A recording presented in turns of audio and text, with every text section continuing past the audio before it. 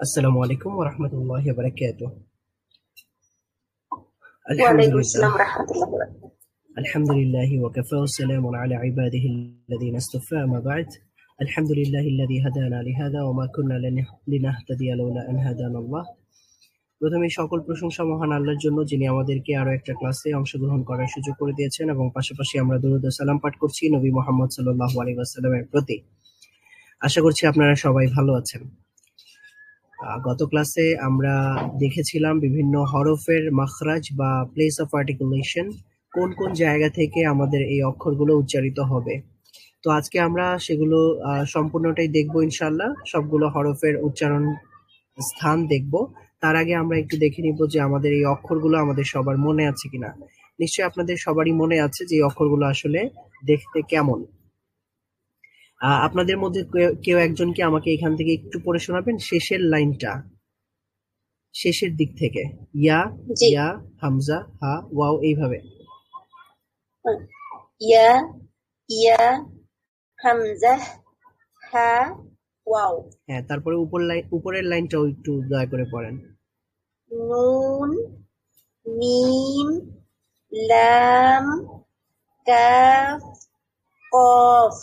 মাশাআল্লাহ, ঠিক আছে। হ্যাঁ, আরেকজন একটু পড়বেন এই লাইনটা ফা থেকে।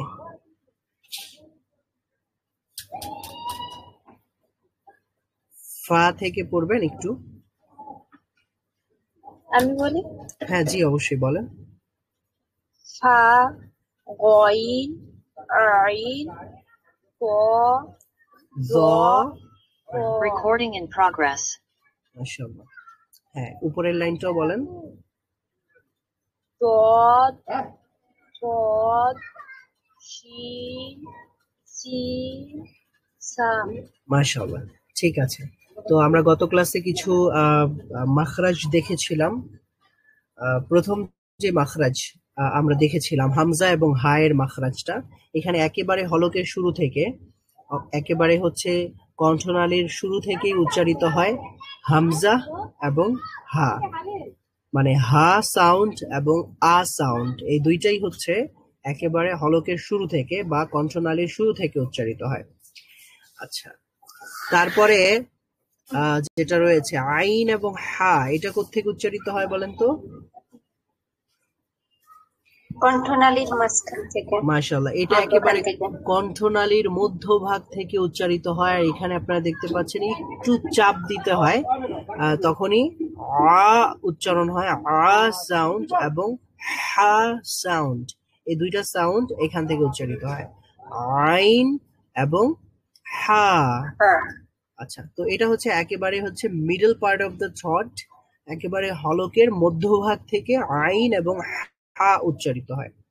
আচ্ছা, তারপরে যদি আমরা দেখি ৩ নম্বর মাখরাজ, এখানে আমরা ৩ নম্বর মাখরাজে রয়েছে গাইন এবং খ। গাইন আর খ উচ্চারণ করার সময় এটা একেবারে হলকের শেষ ভাগ থেকে উচ্চারণ করতে হয়, একেবারে উপরি ভাগ থেকে। এবং এখানে একটা বিষয়, এখানে আমরা একটা নরম অংশ দেখতে পাচ্ছি। তালুর, শক্ত তালুর পিছনে একটা নরম জায়গা রয়েছে। এই নরম জায়গাতে উচ্চারণ করার সময় জিহ্বার যে গোড়াটা আছে, জিহ্বার গোড়ার একেবারে শেষ অংশটা এটা টাচ করবে, এবং এখানে এক ধরনের ভাইব্রেশন তৈরি হবে, এক ধরনের কম্পন তৈরি হবে। যেমন আমরা যদি গ উচ্চারণ করি, গাইন বলেন আপনারা, গাইন, গইন, খ, গইন, খ, খ, গাইন, খ, গইন, খ, খ, গাইন, গইন, খ। খ। মাশাআল্লাহ। তাহলে এরপরে যদি আমরা চলে যাই পরবর্তীতে, আচ্ছা, জিহ্বার কিছু ভাগ আছে এখানে আমরা দেখতে পাচ্ছি। জিহ্বার একেবারে গোড়া আমরা বলি যেটাকে, আকসাল লিসান। আরেকটা রয়েছে ওয়াসতুল লিসান, মানে হলো একেবারে জিহ্বার মধ্যভাগ। এখান থেকেও আমরা কিছু অক্ষর উচ্চারিত হয় আমরা পড়েছিলাম, তাই না? তারপরে রয়েছে তরফুল লিসান।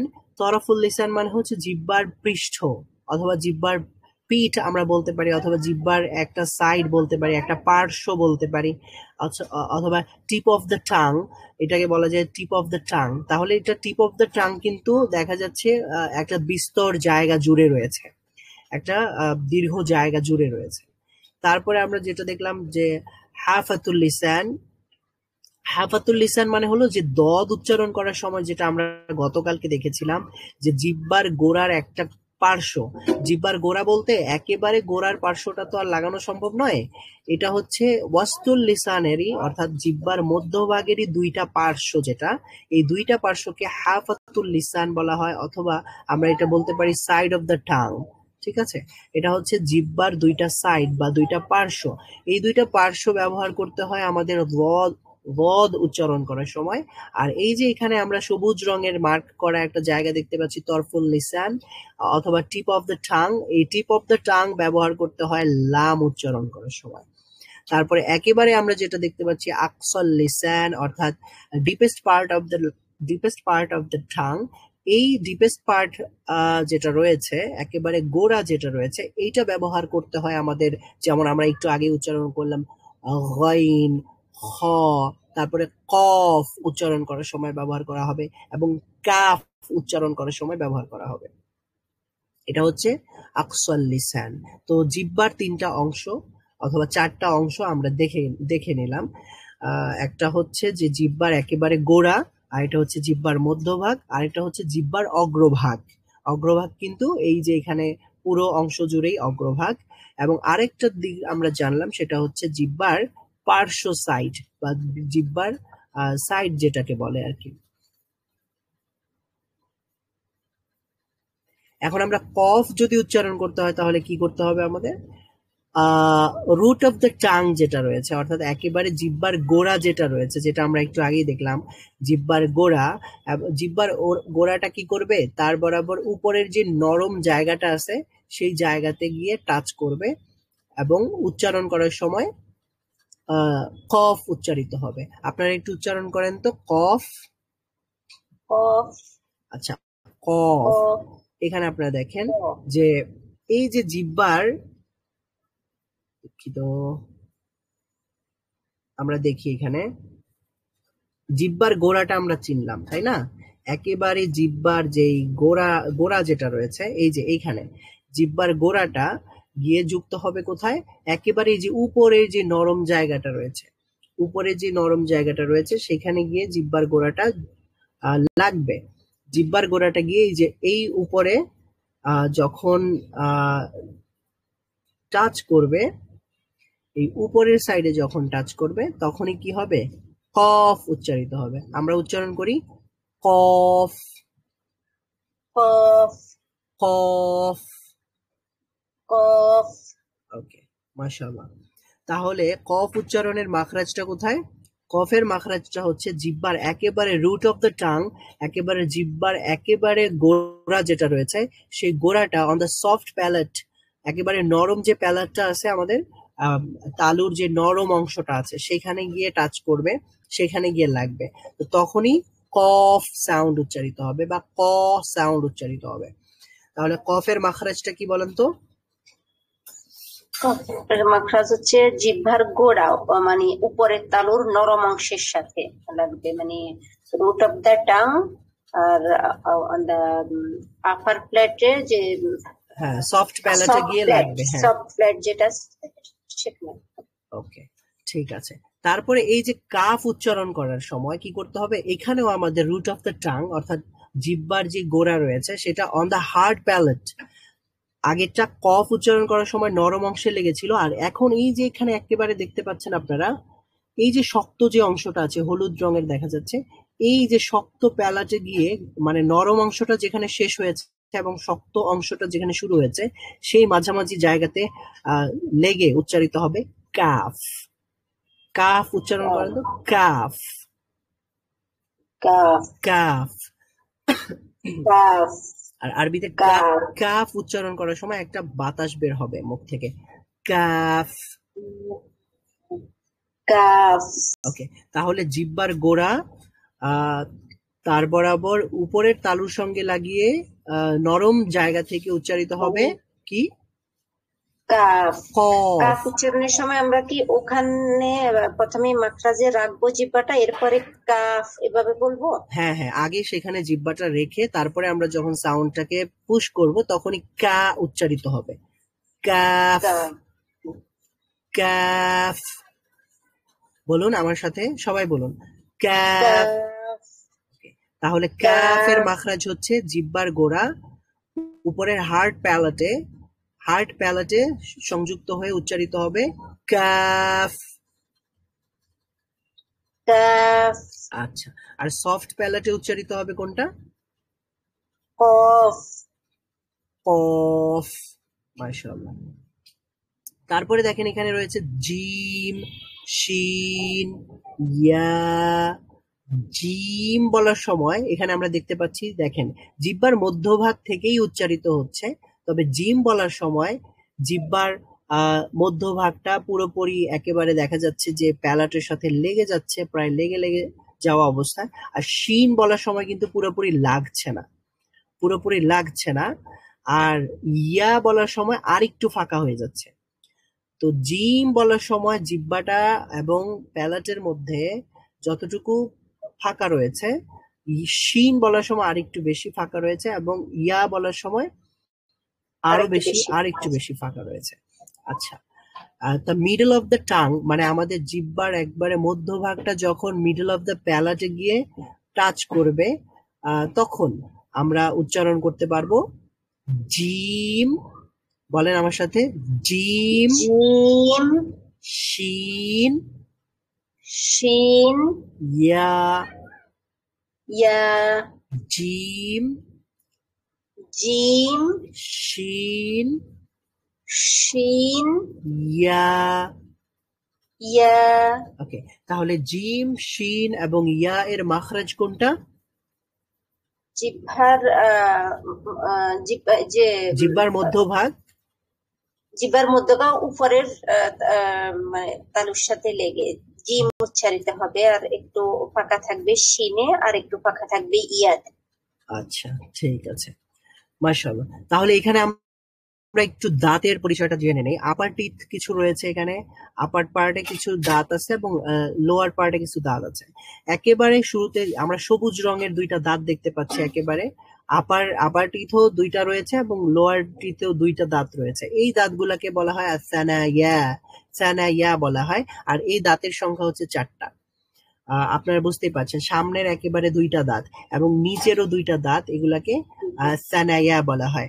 তারপরে রয়েছে আর রাবাইয়াত হচ্ছে যেটা আমরা দেখতে পাচ্ছি লাল রং দিয়ে চিহ্নিত করা, ওই সামনের দুইটা দাঁতের পরের ডান পাশের একটা আর বাঁ পাশের একটা, এবং নিচেরও ডান পাশের একটা বাঁ পাশের একটা, অর্থাৎ এই যে 4টা দাঁত রয়েছে, এই 4টা দাঁতকে বলা হয় কি? আর রাবাইয়াত। এই নামগুলো মনে রাখার দরকার নেই, তবে আমরা মাখরাজটা জেনে নিব যে নামগুলো মনে না থাকলে ভালো, আর যদি মনে না থাকে কোনো সমস্যা নেই, আমরা উচ্চারণ কিভাবে করতে হয় অক্ষরগুলো সেগুলো জানতে পারলেই হবে ইনশাআল্লাহ। তারপরে রয়েছে আল আনিয়াব। আনিয়াব আনিয়াব যেটা রয়েছে সেটাও হচ্ছে 4টি, এটা নীল রঙের দেখা যাচ্ছে। এটা হলো আমাদের এর পরের দুইটা, ডান পাশের একটা আর বাম পাশের একটা করে, এটা হচ্ছে আল আনিয়াব। আর দাওয়াহিক রয়েছে, দাওয়াহিক হচ্ছে এর পরের একটা একটা করে, ডান পাশে একটা আর বাম পাশে একটা করে, এরকম 4টা দাঁত রয়েছে। দাওয়াহিক হচ্ছে এমনি মুচকি হাসলে আমাদের যতটুকু দাঁত দেখা যায়, মানে যেই শেষ পর্যন্ত যে দাঁতটা দেখা যায় সেটাকে দাওয়াহিক বলা হয়। তো তো এখানে রয়েছে আমাদের দাওয়াহিক পর্যন্ত মোট 8টা দাঁত রয়েছে উপরের আপার পার্টে, এবং নিচের লোয়ার পার্টেও 8টা দাঁত রয়েছে, তো দাওয়াহিক পর্যন্ত। এরপরে যে দাঁতগুলো রয়েছে সেগুলো হচ্ছে তাওয়াহিন অথবা সেকেন্ড প্রি মোলার অথবা এবং এরপরে এখানে রয়েছে 12টা দাঁত। 12টা দাঁত কোথায়? আপার পার্টে 3টা ডান পাশে আর 3টা বাম পাশে, মোট 6টা হলো। আর নিচেও হচ্ছে 3টা ডান পাশে 3টা বাম পাশে, 6টা হলো। 6টা মোট 12টা হলো। তো এখানে আমাদের আপার পার্টের যে 3টা করে মোট 6টা দাঁত আছে, এই দাঁতগুলো আমাদের বদ উচ্চারণ করার সময় লাগবে। বুঝতে পেরেছেন? এই তিনটা দাঁত আমাদের দদ উচ্চারণ করার সময় লাগবে। আর এই যে দুইটা দাঁত, সবুজ রঙের দুইটা দাঁত আপার পার্টের একেবারে উপরের দিকের দুইটা দাঁত, যেটাকে সানাইয়া বলা হয়, এই দুইটা দাঁত আমাদের লাগবে কখন? জ, জাল, সা বলার সময়। তারপরে আমাদের লাম বলার সময় লাগবে কোথায়? লাম বলার সময় লাগবে আমাদের সানাইয়া, আর রাবাইয়াত এবং আল আনিয়াব, এই মোট 8টা দাঁত, এবং আর দাওয়াহিক, দাওয়াহিক সহ মোট 8টা দাঁত। এই দেখেন 1 2 3 4 5 6 7 8, অর্থাৎ এই গ্রিন থেকে নিয়ে, মানে এটা গ্রিন ব্লু না? আচ্ছা, ব্লু। এটা ব্লু, এটাও তো ব্লু। আচ্ছা, যাই হোক, এই দ্বিতীয় যে ব্লুটা আছে, এই দ্বিতীয় ব্লু পর্যন্ত, মানে এই পুরোটা জায়গা আমাদের কি লাগবে? জিহ্বাটা লাগবে। আর আমরা একটু আগে কিন্তু জিহ্বার পার্ট গুলো দেখেছি। জিহ্বার যে একেবারে অগ্রভাগ আছে, সেটা কিন্তু খুবই অল্প একটু জায়গা নয়, সেটা কিন্তু মোটামুটি একটু বিস্তর জায়গা। তো ওই বিস্তর জায়গাটাই হচ্ছে পুরোটাই আমাদের এখানে লাগবে যখন আমরা লাম উচ্চারণ করব। লাম এটা তো শুধু কিনারা লাগবে না? হ্যাঁ, জিহ্বার কিনারাই হচ্ছে জিহ্বার একটা পার্শ্ব, আর কি ওই সাইডটা লাগবে। পার্শ্ব। হ্যাঁ, ওই পার্শ্বটা তখন কি জিহ্বাটা উল্টে যাবে নাকি এমনি সরাসরি উপর থেকে নিচে গিয়ে লাগবে? না, সরাসরি নিচের থেকে উপরে গিয়ে লাগবে। এটা জিহ্বা উল্টানোর প্রয়োজন নেই, মানে এমনিতে আমরা যদি লাগাই তাহলে ওই পার্ট বা সাইডটাই লাগবে লাম বলার সময়। লাম, লাম, ঠিক আছে, ওকে। আর বদ উচ্চারণ করার সময় আমাদের কি লাগবে? এই যে ইয়েলো কালারের যে তিনটা দাঁত এবং এখানে তিনটা দাঁত, আমরা চাইলে যে কোনো একটা পার্শ্ব ইউজ করতে পারি, অথবা আমরা চাইলে দুইটা পার্শ্ব একসাথে ইউজ করতে পারি।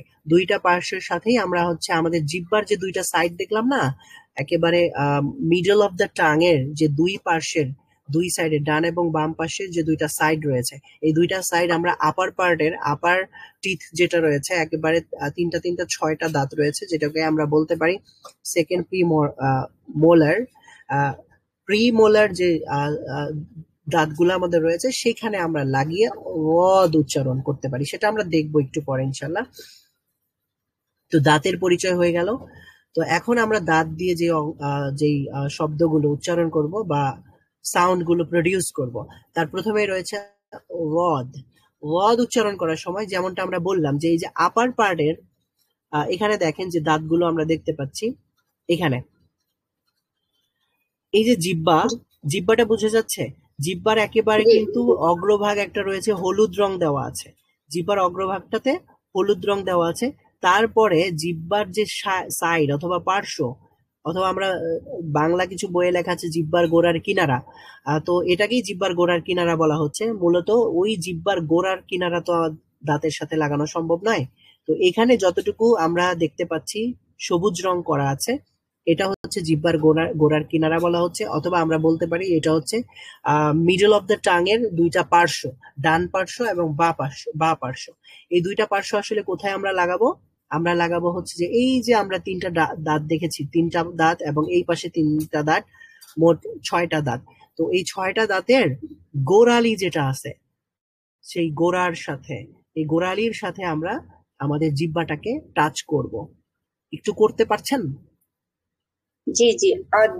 হ্যাঁ, দ, হ্যাঁ, তাহলে দ হবে না, দ হইলে আমার জিহ্বার আগাটাও লেগে যাবে, তাই না? জি। হ্যাঁ, জিহ্বার অগ্রভাগটা যদি আমি না লাগাই তাহলে কিন্তু মোটামুটি দ এর মতো উচ্চারণটা হয় না, কেমন জানি একটু ডিফারেন্ট হয়। ওয়াদ, ওয়াদ, ওয়াদ, বুঝতে পারছেন? আচ্ছা, তাহলে এখানে আমরা একটু দেখি মাখরাজটা। এখানে আমরা কি করতে পারি? One of the sides of যেই কি বলে, মানে middle part of the tongue, ঠিক আছে, অথবা আপনার জিহ্বার গোড়ার যেই সাইড রয়েছে, জিহ্বার গোড়ার কিনারা যেটা রয়েছে সাইড, এটা ওয়ান অফ দ্য সাইডস আমরা ইউজ করতে পারি। দুই সাইডের যে কোনো একটা সাইড ইউজ করতে পারি। It can also be articulated from both sides, এবং আমরা চাইলে দুইটা সাইডও ইউজ করতে পারি। আমাদের জিহ্বার গোড়ার দুইটা পার্শ্ব আমরা ইউজ করতে পারি at the same time, একই সময় আমরা দুইটা সাইড ইউজ করতে পারি। This is one of the most difficult articulation points for Arabs and non Arabs. এটা আরবদের জন্য একটু ডিফিকাল্ট এবং নন আরবদের জন্য এটা ডিফিকাল্ট। আমাদের জন্য এটা উচ্চারণ করা ডিফিকাল্ট, যারা আরাবিয়ান রয়েছে তাদের জন্য এটা উচ্চারণ করাটা সহজ না। তো একটু চিন্তা করতে হবে তাহলে আমাদের জিহ্বার যেই কিনারাগুলা রয়েছে, মানে আমাদের এই যে জিহ্বার দুইটা কিনারা আমরা দেখি একটু। হ্যাঁ,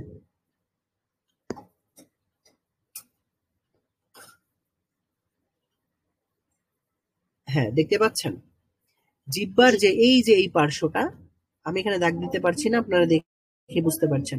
তো এই যে পার্শ্ব এবং এই বাম পার্শ্ব ডান পার্শ্ব উভয় পার্শ্বটা আমরা কোথায় ব্যবহার করব, কোথায় লাগাবো? উপরের দাঁতের মাড়ির সাথে। হ্যাঁ, উপরের যে দাঁতটা রয়েছে উপরের দাঁতের গোড়ার সঙ্গে আমরা লাগাবো। এই যে এখানে গোড়ার সাথে। এই যে এই আর দাঁতগুলো রয়েছে, এই জি দাঁতগুলোর গোড়ার সাথে আর এই দাঁতগুলোর গোড়ার সাথে আপনি চাইলে at the same time আপনি দুইটা পার্টেই বোথ সাইডেই লাগাতে পারেন অথবা যে কোনো একটা সাইডে লাগাতে পারেন। আমরা এখন তাহলে আমাদের জিহ্বার যে পার্শ্ব রয়েছে, গোড়ার যে দুইটা কিনারা রয়েছে, আমরা দুইটা কিনারাই উপরের দুইটা পার্শ্বে একটু লাগাই। তো জিহ্বার অগ্রভাগটা লাগাবো না, শুধু জিহ্বার গোড়ার যে দুইটা সাইড আছে, মানে জিহ্বার আমাদের যে দুইটা সাইড আছে এই দুইটা সাইড লাগাবো, কিন্তু অগ্রভাগটা আমরা লাগাবো না। দেখি তো কেমন হয়। উপরের দাঁতের গোড়ার সাথে একটু লাগাই, লাগিয়েছেন? জি হ্যাঁ, এখন আমাদের সাউন্ডটা আমরা বের করব। আমাদের ফুসফুস থেকে একটা সাউন্ড বের করে দেখি কি কেমন আওয়াজ হয়। ও ও দ ঠিক আছে। ওদ ওদ দদ ওদ ওদ। দদ। ঠিক আছে, মাশাআল্লাহ। তাহলে আমাদের কি করতে হবে তাহলে? দদের মাখরাজটা কি বলেন তো? দদের মাখরাজ হচ্ছে ওই যে জিহ্বার মানে জিহ্বার কিনারা, হ্যাঁ, জিহ্বার উপরের গোড়ার কিনারা দুই পার্শ্ব, গোড়ার দুই পার্শ্ব কিনারা, হতে পারে অথবা যে গোড়ার কোনো একটা পার্শ্ব। দুই পাশ হতে পারে অথবা এক পাশ উপরের দাঁতের গোড়ায় লাগবে। উপরে উপরের কোন দাঁতের দাঁতের গোড়ায় লাগবে? জি উপরে কোন দাঁতের গোড়ায় লাগবে?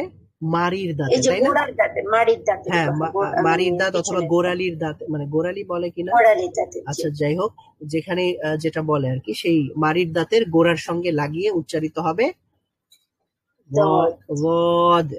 ঠিক আছে, মাশাআল্লাহ। তারপরে আমরা লামের মাখরাজে চলে যাই। তো লামের মাখরাজে যাওয়ার আগে আমরা এই যে এখানে দাঁত দেখেছিলাম না, জি আসানাইয়া দুইটা দাঁত রয়েছে এখানে, এবং আদাওয়াহিক দুইটা দাঁত রয়েছে, এবং মাঝখানে কিন্তু আরো দুইটা দাঁত করে রয়েছে। মোট এখানে 8টা দাঁত রয়েছে। তো একটা 8টা দাঁত। দাঁতের গোড়া যেই তালুটা রয়েছে, এই জি পুরোটা এখন আমাদের দরকার হবে উচ্চারণ করার সময়। ওকে,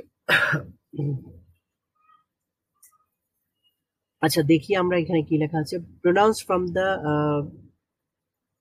edge of the tongue and the part of the roots of the teeth towards the palate. আচ্ছা, লাম এটা কোথায় কিভাবে উচ্চারিত হবে? When the front of the tongue touch the gums of top front teeth from দাওয়াহিক টু সানাইয়া। দাওয়াহিক টু সানায়া। আচ্ছা, দাওয়াহিক থেকে সানায়া পর্যন্ত, দাওয়াহিক থেকে সানায়া পর্যন্ত। তাহলে এটা এক সাইডই তো হচ্ছে না? হ্যাঁ, এক সাইড হচ্ছে, যে কোনো একটা সাইড, যে কোনো এক সাইড যে কোনো নিলে একটা সাইড। ওটা এখানে সানাইয়া মোট থেকে। তাহলে এখানে কয়টা দাঁত হবে? 4টা দাঁত হবে। 4টা হবে। 4টাতে লাগালেই কি হবে? হ্যাঁ, 4টাতে লাগালেই হবে। লাম লাম লাম লাম। লাম। এখানেও স্যার ওই যে মানে জিহ্বার ইয়েটা আর কি রফুল লিসানটা মানে জিহ্বার কিনারা ওটা আমরা আগে দাঁতের গামে রাখবো, মানে জি যে জি 4টা দাঁতের যে কোনো একটা সাইডে, লাইক লাম, তারপরে আমরা লাম উচ্চারণ করব। জি জি। হ্যাঁ, এক পাশে হবে কেন? এখানে তো দাহিক তো সানায়া, দাহিক বলতে তো এই দুই পাশে না। আচ্ছা, এক পাশেও আপনি দিলেও লাম হবে, দুই পাশে দিলেও লাম হবে, দদের মতোই।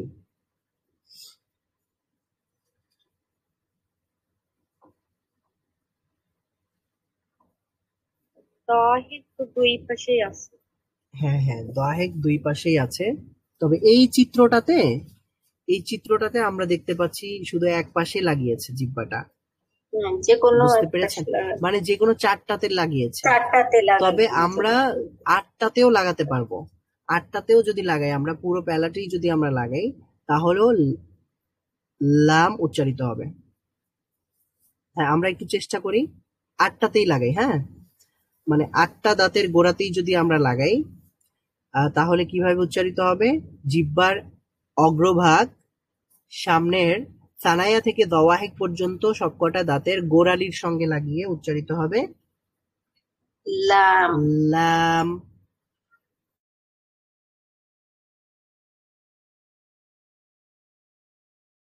একজন একটু মাখরাজটা বলবেন?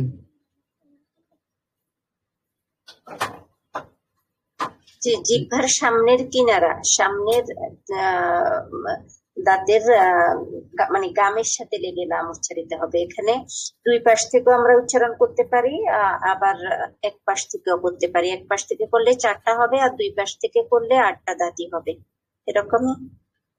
আচ্ছা আচ্ছা, জি অবশ্যই।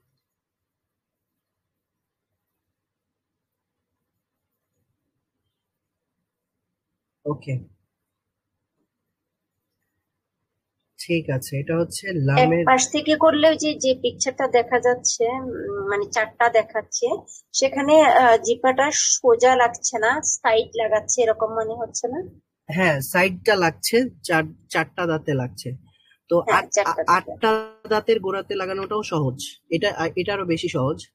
যদি আমরা লাম উচ্চারণ করি বাংলা ভাষার সাথে, আটটা দাঁতের মানে স্বাভাবিকভাবে যদি বাঁকা না করে শুধু আটটা দাঁতের গোড়াতেই আমরা লাগাই, তাহলে এটা উচ্চারণ করা আরো সহজ হয়। জি। লাম, লাম। আচ্ছা, আর এখানে শুধুমাত্র চিত্রটাতেই আমরা চারটা দেখতে পাচ্ছি, না হয় এখানে বলার মধ্যে, কথার মধ্যে আমরা চারটা দেখতে পাচ্ছি। পুরো গ্রামেই লাগাতে হচ্ছে, বা পুরো গামসের কথাই আছে। আচ্ছা, তারপরের মাখরাজটা হচ্ছে নুনের মাখরাজ। তো নুনের মাখরাজটা কি হবে? আনিয়াব থেকে নিয়ে আসানাইয়া পর্যন্ত। অর্থাৎ এখানে সানায়ার দুইটা দাঁত আছে, এরপরে সানায়ার পরে আরো দুইটা দাঁত করে, এরপরে আনিয়াব থেকে মোট কয়টা দাঁত হয়? 6টা দাঁত। আচ্ছা, নুন এটা হবে ওই আগের মতোই, জিহ্বার অগ্রভাগ। নুন উচ্চারণ করেন তো। নুন, নুন। নুন উচ্চারণ করার সময় আমাদের বেশিরভাগ শব্দই কোত্থেকে বের হবে? নাকের মধ্যে এক ধরনের ভাইব্রেশন তৈরি হবে। নাক দিয়ে শব্দটা বের হবে, মুখ দিয়েও বের হবে। যখন আমরা এই জিহ্বা দিয়ে এটা আটকে ফেলবো, তখনই সাউন্ডটা মুখ দিয়ে বের না হয়ে নাক দিয়ে বের হবে। ওকে, যে এখানে যেটা লেখা, নুন comes out when the edge of the tongue touches the gum of the top teeth from anayab to sanaya. এখানে আমরা জিহ্বার মানে ফুল লিসনটা চারটা দাঁতের গামে লাগাবো। হ্যাঁ হ্যাঁ, চারটা দাঁতের মানে 6টা দাঁতের যে গোড়ালি আছে, সেই গোড়ালিতে আমরা লাগাবো। সামনের গোড়ালি বলতে যে আমাদের মুখের ভিতরে দাঁতের গোড়ার পরে যে একটা উঁচু অংশ থাকে, যেটাকে আমরা মাড়ি বলি, সেখানে লাগবে। হ্যাঁ হ্যাঁ, মাড়িতে লাগবে। যেমন এই যে এখানে আমরা যদি দেখি, এই যে উপরে এই দুইটা দাঁত রয়েছে, এরপরে আরো একটা, এরপরের যে দাঁতটা, এটা হচ্ছে সানাইয়া। তার মানে হলো আমাদেরকে এই দাঁতগুলোর এই যে আপার যে পার্ট আছে, এই যে এখান থেকে এই পর্যন্ত, এই জায়গাটাতে আমাদের জিহ্বার অগ্রভাগটা লাগাতে হবে। তারপর উচ্চারণ করতে হবে নুন, নুন। আর যদি আমরা লাম উচ্চারণ করি, তাহলে আরো একটা দাঁত অতিরিক্ত থাকবে, লাম, লাম, লাম। দেখেন, লাম বলার সময় কিন্তু এই দাঁতের গোড়ার সাথে লেগে যাচ্ছে জিহ্বাটা, লাম। আর নুন বলার সময় এই দাঁতটা লাগছে না, আর এই দাঁতটা বাদ পড়ে যাচ্ছে, নুন, নুন। ঠিক আছে। তাহলে নুনের মাখরাজটা কি? নুনের মাখরাজ হচ্ছে জিহ্বার আগা সামনের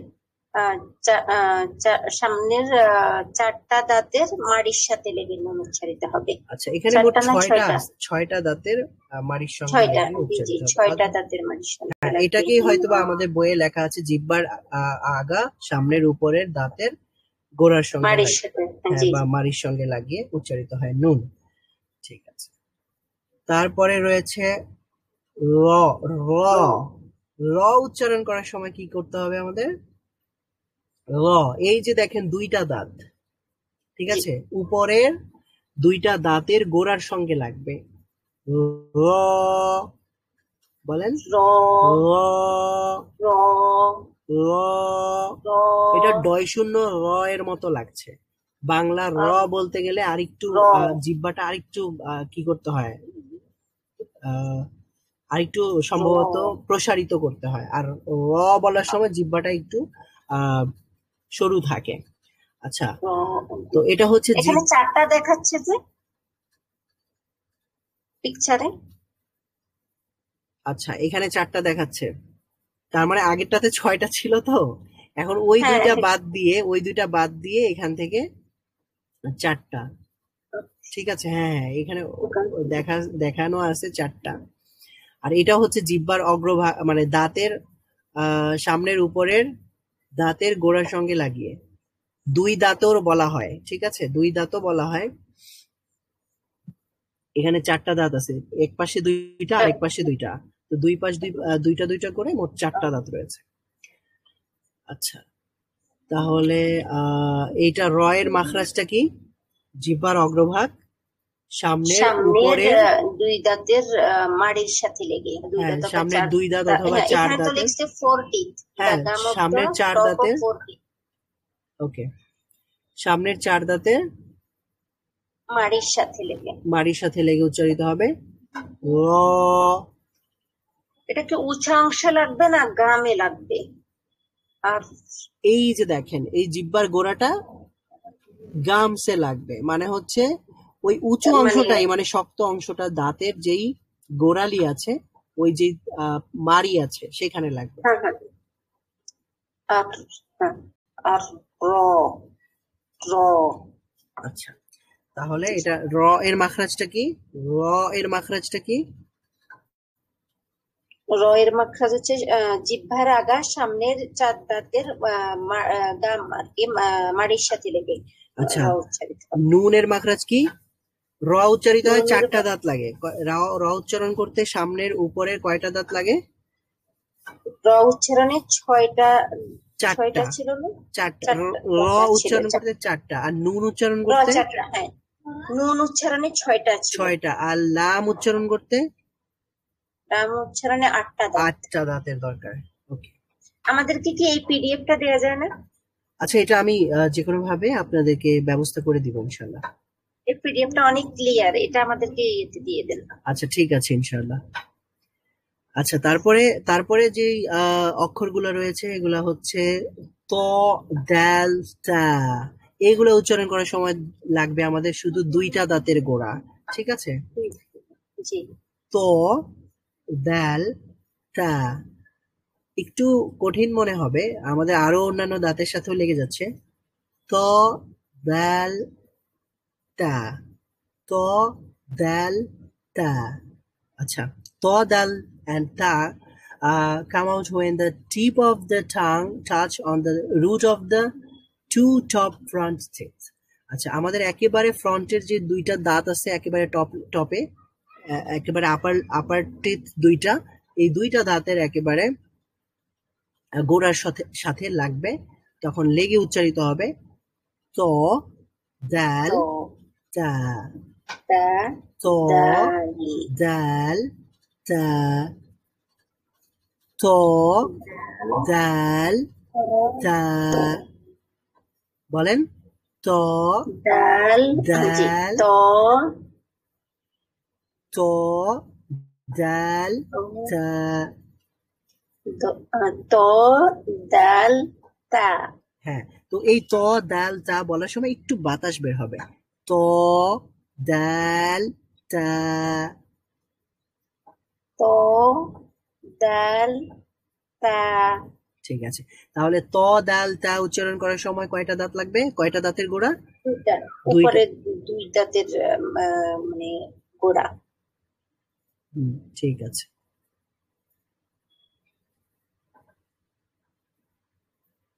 তা দাল ত। আচ্ছা, তা আর দাল বলার সময় যতটুকু জিহ্বা লাগবে ত বলার সময় আর একটু লাগবে, বুঝা গেছে? ত ত বলার সময় দেখা যাচ্ছে জিহ্বার আগা আর একটু অংশ লাগছে, আর তা আর দাল বলার সময় জিহ্বার আগাটাই লাগছে। ঠিক আছে, তাহলে ত দাল তা এর মাখরাজটা কি?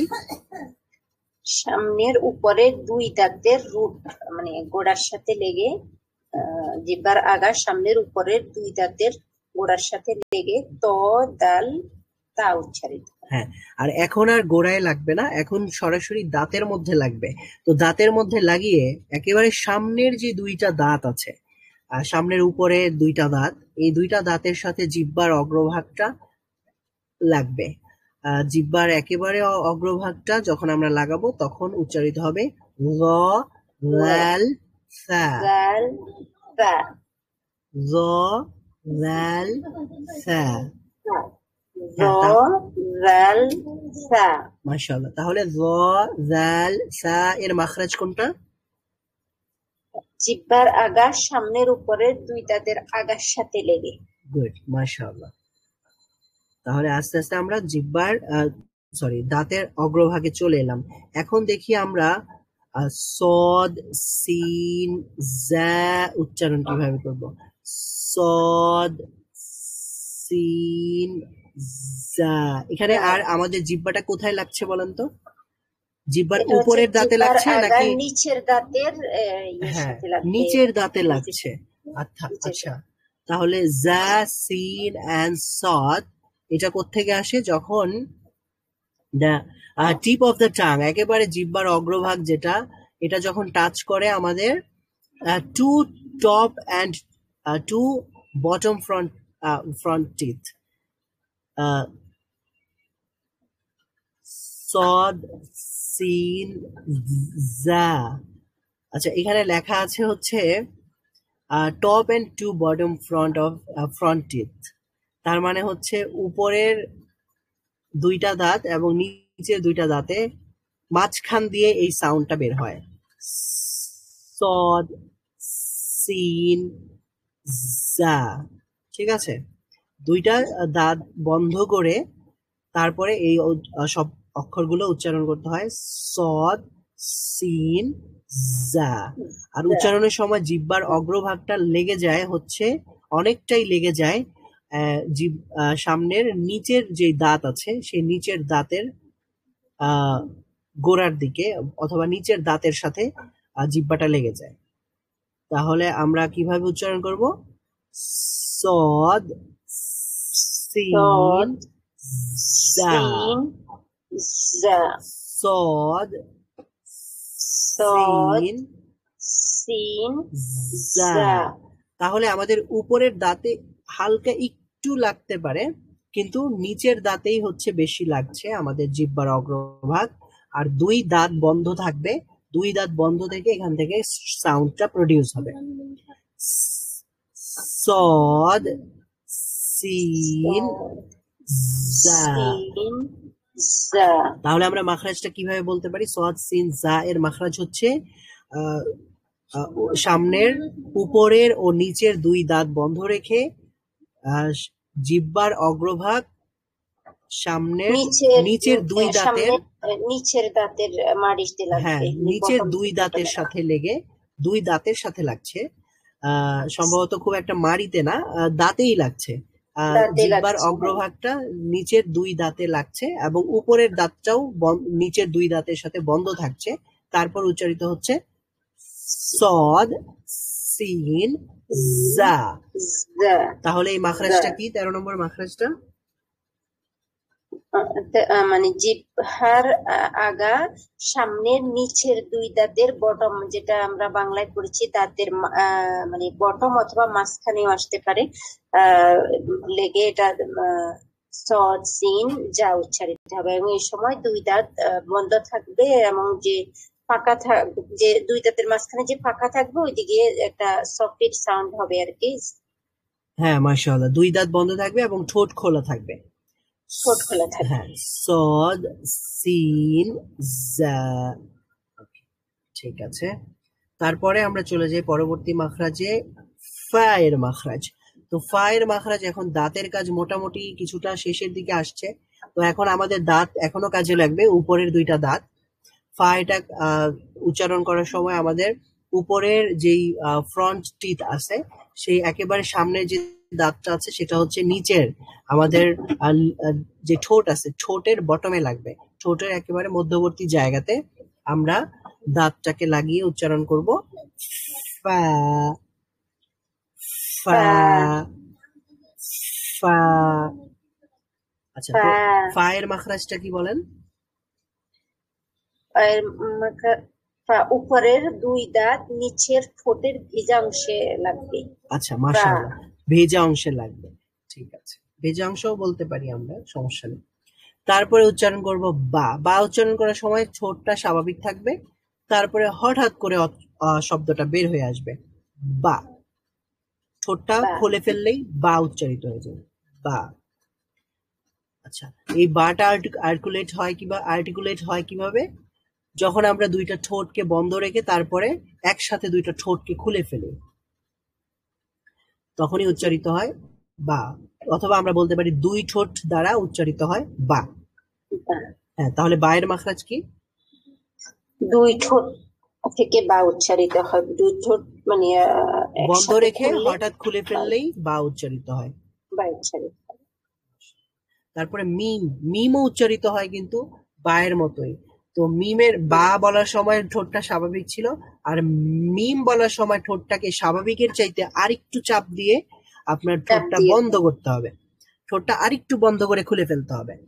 তো মিম, আবার সাউন্ডটা বের হবে নাক দিয়েও। আর বা বলার সময় নাক দিয়ে সাউন্ড বের হবে না, শুধুমাত্র সাউন্ড বের হবে মুখ দিয়ে, বা। আর মিম বলার সময় সাউন্ডটা কিন্তু শুরুর দিক দিয়ে নাক দিয়ে বের হবে, তারপরে ই এর উচ্চারণটা হয়তো বা মুখ দিয়ে কিছুটা বের হইতে পারে, তারপরে শেষেও যে মিম আছে সেটাও কিন্তু নাক দিয়ে বের হবে। তার মানে বেশিরভাগ সাউন্ড বা বেশিরভাগ বাতাস নাক দিয়ে বের হবে।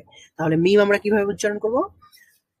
এটা উচ্চারিত হবে, হ্যাঁ, দুইটা ঠোঁট যখন আমরা বন্ধ রেখে একটু বন্ধ রেখে তারপরে খুলে ফেলবো এবং সাউন্ড বের হবে নাক দিয়ে, তখন মিম উচ্চারিত হবে। মিম, মিম, মিম। বা আর মিমের মধ্যে পার্থক্য হলো, বাটা হলো ঠোঁট খোলার সাথে সাথে আওয়াজটা বের হয়, আর মিম হচ্ছে ঠোঁট খোলার আগেই সাউন্ডটা তৈরি হয়ে যায়, কারণ নাক দিয়ে বের করছি। মিম, মিম। আর বাটা কেমন? বা, বা।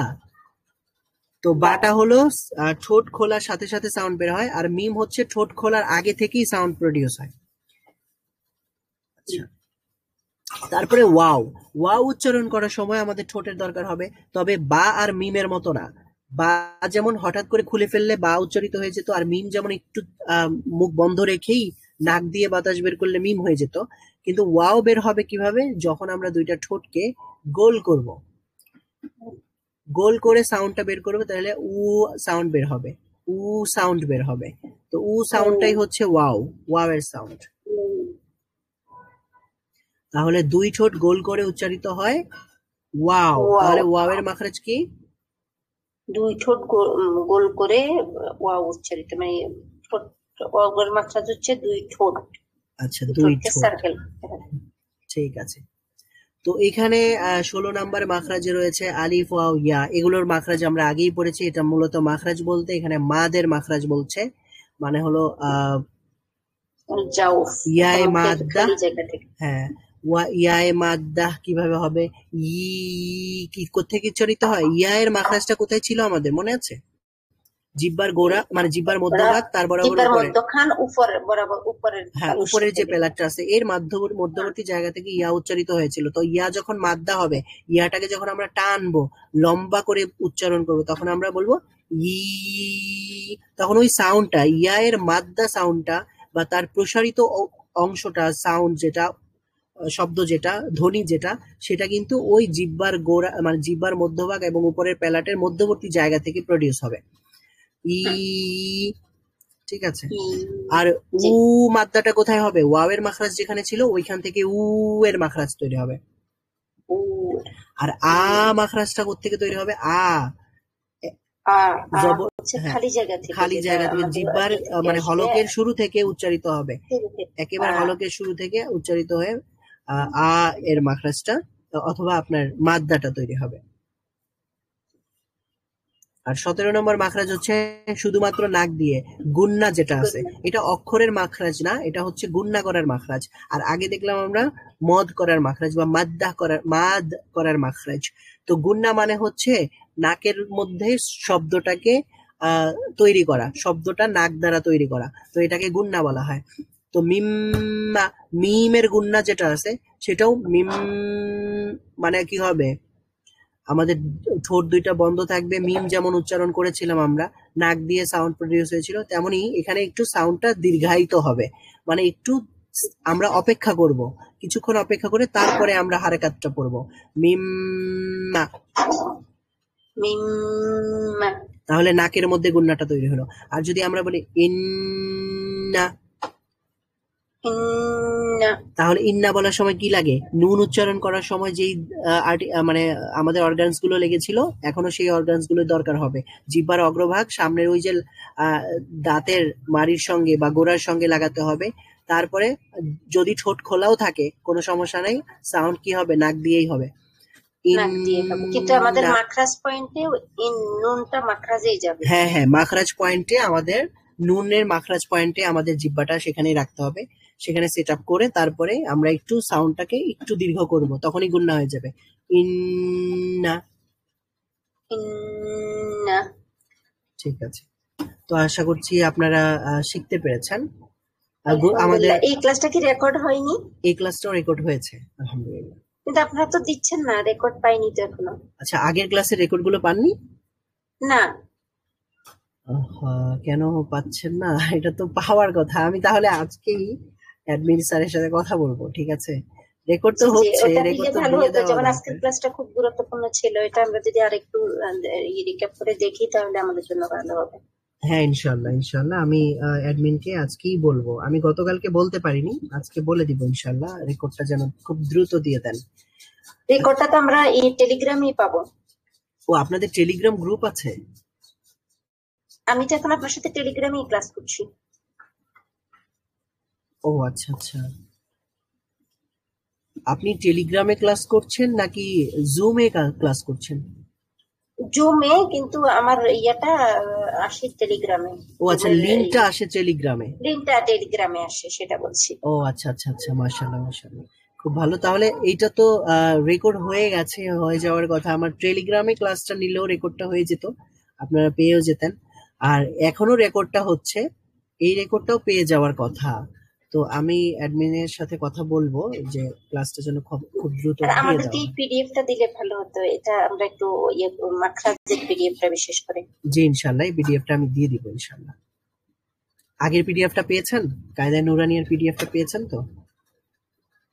কায়দা এটা ওপেন করলে শুধু একটা পেজ দেখাচ্ছে, মানে ব্লু বুকটার পুরোটা সবাই দেখতে পাচ্ছে কিনা জানি না। আমি 2 বার ওপেন করলাম, একটা পেজ দেখাচ্ছে শুধু। মানে বাকিগুলো কি লোডিং হচ্ছে নাকি?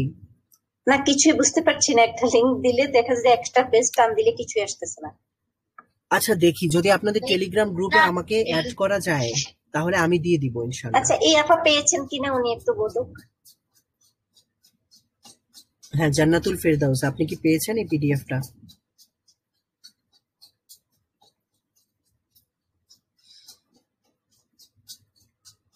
আচ্ছা, উনি সম্ভবত একটু পরে কথা বলতে পারবেন। এখন আমরা দেখে নেই, এখানে অক্ষরগুলো আমাদের হয়তো বা চেনা আছে, আপনারা একটু বলার চেষ্টা করবেন। আপনি কি বলতে পারবেন অক্ষরগুলো, কি কি অক্ষর আছে এখানে? জি, হ্যাঁ, শুরু থেকে একটু ট্রাই করেন। আলিফ, লাম আলিফ, লাম আলিফ, বা আলিফ, লাম আলিফ, লাম, লাম আলিফ, এটা এই এটাও এটা আমি ভুলে যাই, এটাও হ্যাঁ লাম এটাও হা, লাম, লাম হা।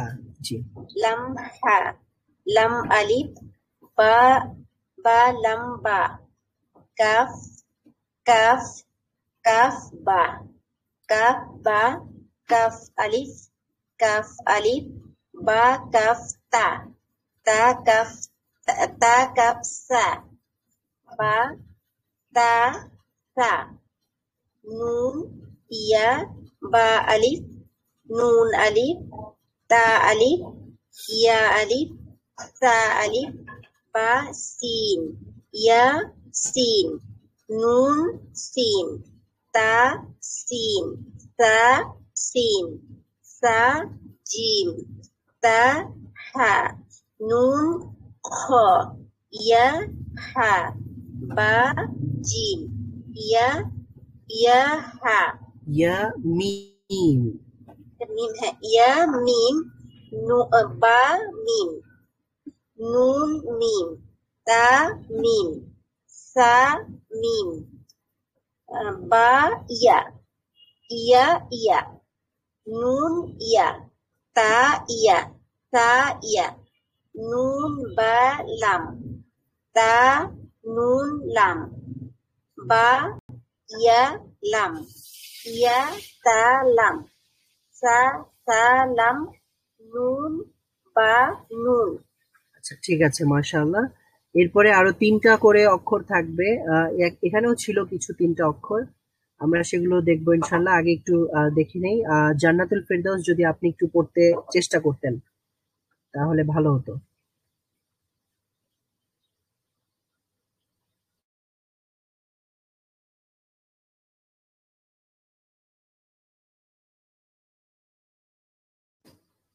আচ্ছা জান্নাতুল ফেরদাউস আপনি কি পড়বেন?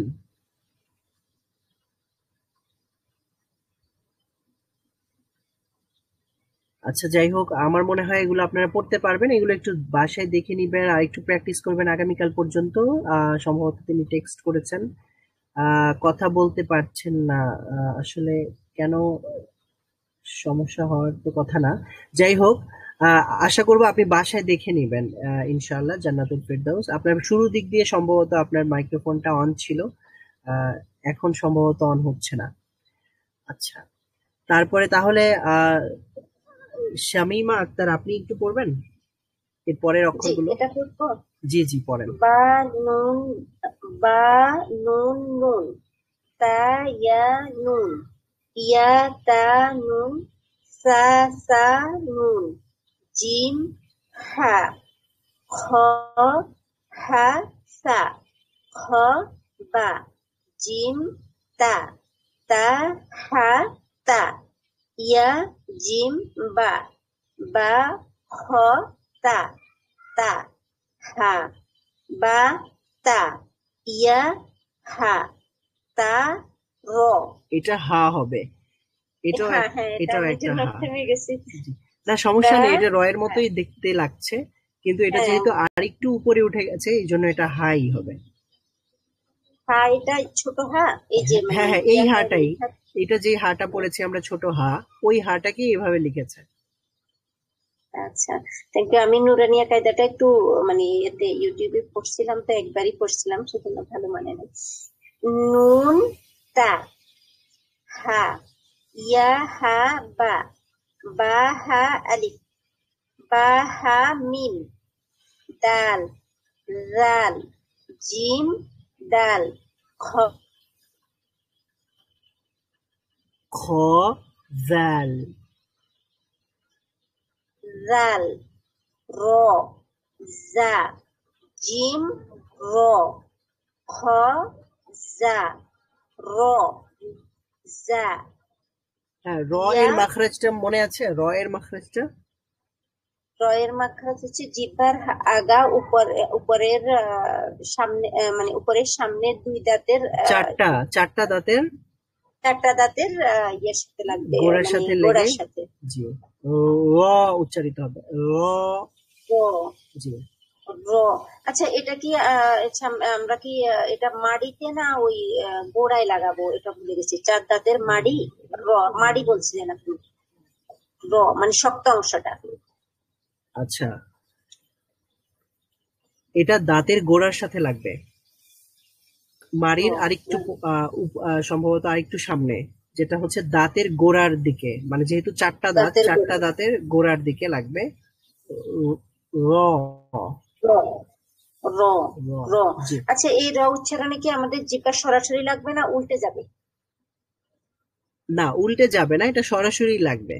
এটাই জিহ্বার সম্ভবত পিঠ লেখা আছে কোথাও কোথাও কোথাও। হ্যাঁ, পিঠ লেখা দেখেছি পিঠ, সেজন্য। এটা হচ্ছে পৃষ্ঠ আর কি, জিহ্বা পৃষ্ঠ বা জিহ্বার সাইডটা লাগছে, বা সামনের যে পৃষ্ঠটা আছে সেই পৃষ্ঠটা লাগছে।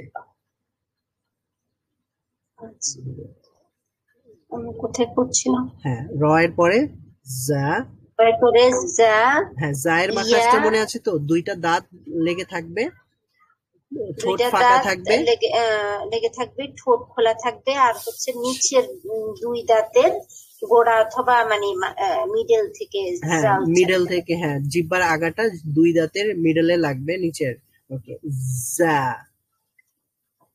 যা সিন হ্যাঁ সদ ওখান থেকে উচ্চারিত হবে। ওকে যেন ইয়া আর র, গুড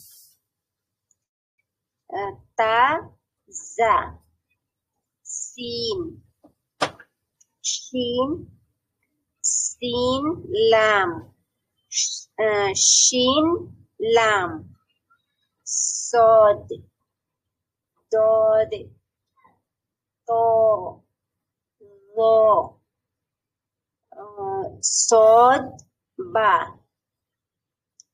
طاء با ضاد لام ضاد ظا ضاد ألف سوري ضاد ألف ظا ألف عين غين همزة عين زا غين را صاد عين ضاد غين হ্যাঁ বটটা মাখরাজ অনুযায়ী করেন তো উচ্চারণ। غا ضاد ضاد ضاد ضاد ضاد غين ضاد ضاد غين তারপর বা আইন লাম। দাল, ঠিক হয়েছে? এটা দাল হবে। লাম এটা হলে, দাল, আর লাম হলে আরেকটু লম্বা হতো। এটা দাল, আর লাল লেখাটা কি আইনের মাথা মনে হচ্ছে না? হ্যাঁ হ্যাঁ আইন, এটা আইন হবে।